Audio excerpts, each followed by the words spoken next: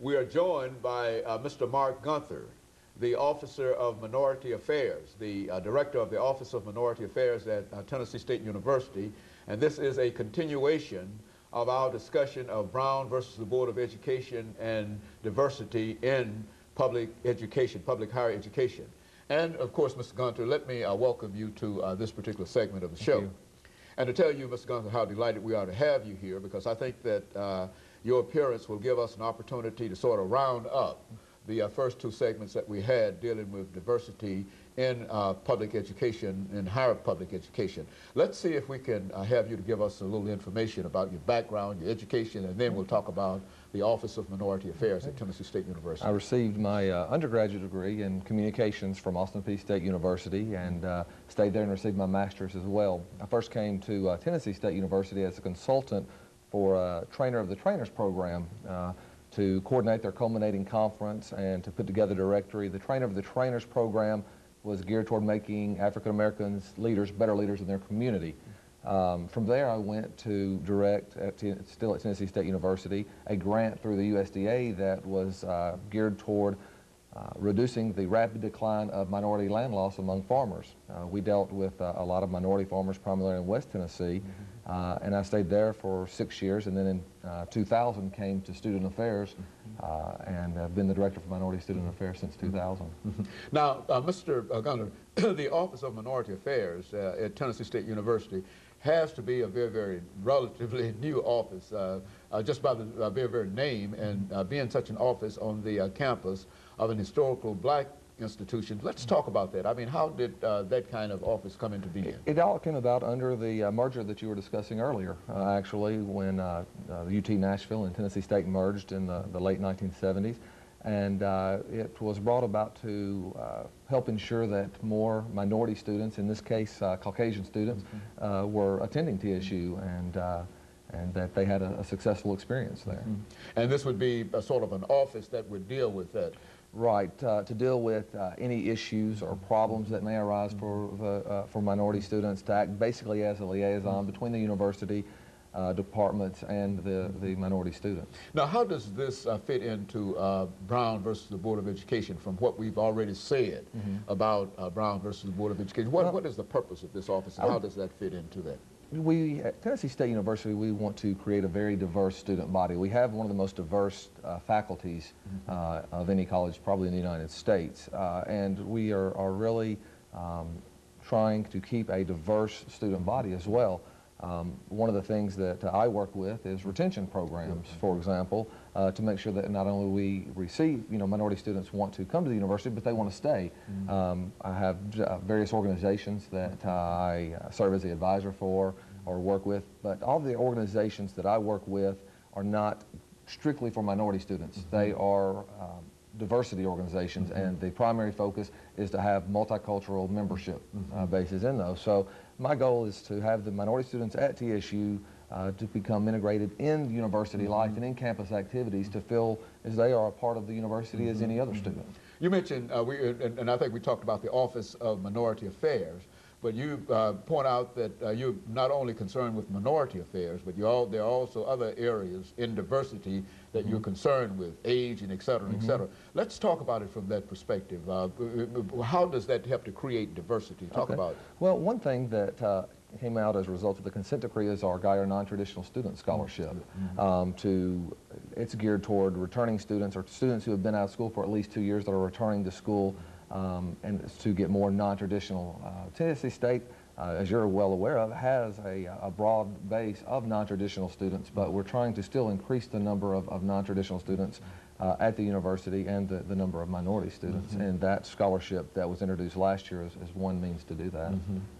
And of course, when you mention Office of Minority Affairs on the campus of Tennessee State University, you can also say that there is an Office of Minority Affairs, essentially the same kind of office on other institutions, Austin Peay and et cetera, et cetera. They go various names, multicultural affairs, but yes, just about every university has some type of office.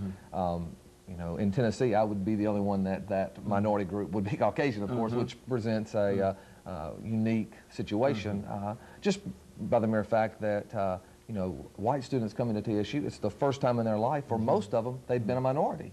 So it's a new experience, but it's also an experience that they can carry with them throughout the rest of their life. So.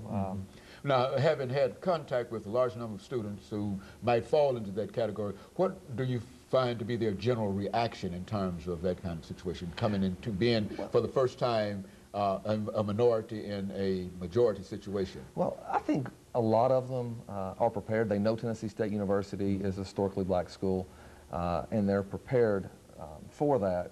I'm not sure how you prepare yourself to be a minority for the first time. You know, most people that are minorities are born minorities. So here you are, you know, 18 years old, and for the first time in your life, you know, I am a minority. But it kind of gives them an appreciation for the issues that face minority students in general. So I think most of them come in geared to handle that.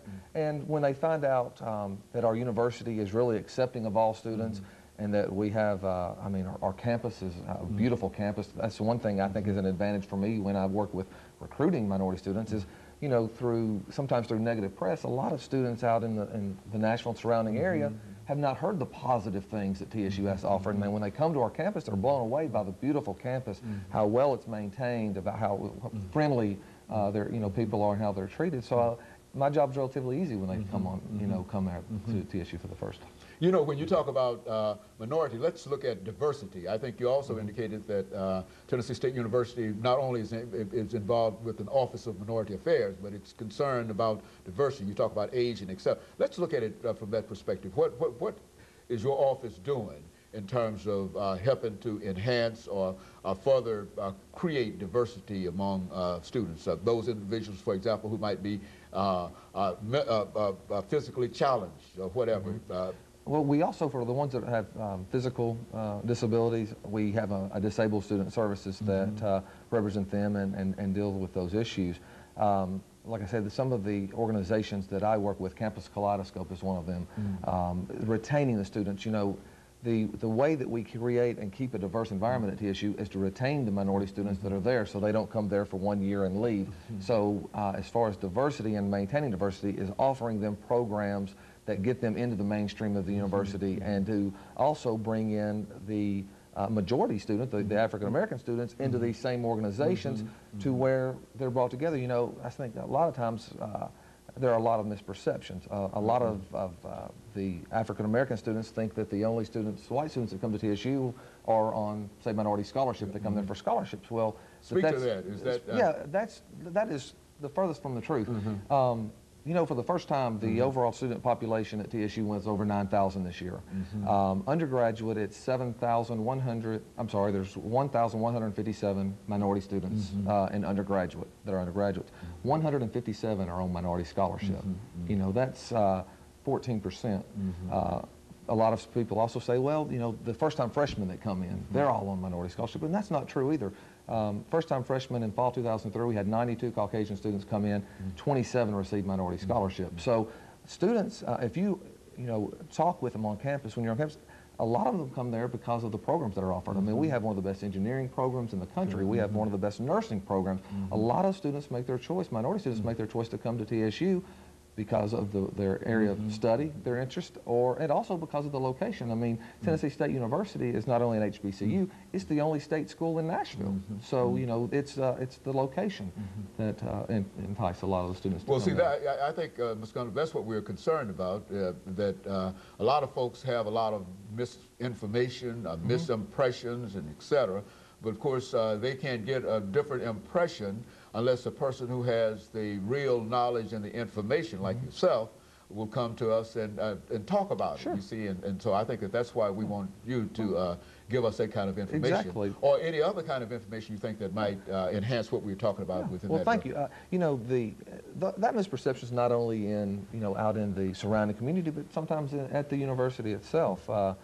You know, that we have a lot of students there on minority scholarship, or they come there for one reason, and that's the furthest thing from the truth. That a lot of the students come there and they want to be involved with the university and student activities, and and receive their degree. And you know, TSU is one of the best schools in the country.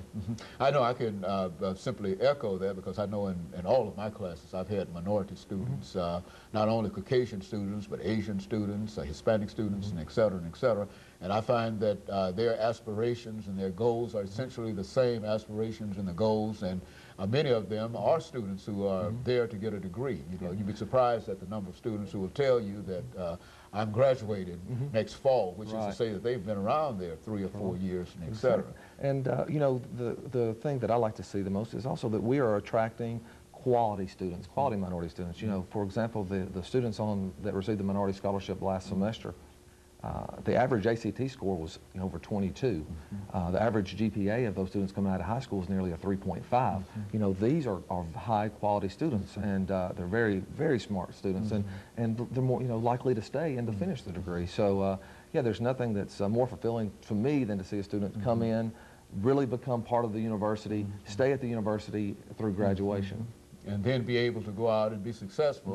And become a very, very important alumnus of Tennessee State University. And we do have a number of individuals who are minority within that context out in the general national population doing very, very well, having graduated from Tennessee State University. We sure do. And I'm sure you could attest to that, because you probably got a list of individuals. Yes, you know, we do. We have a lot of students that end up graduating in various degrees. A lot of students stay and go to graduate school at TSU that receive their undergraduate degrees there.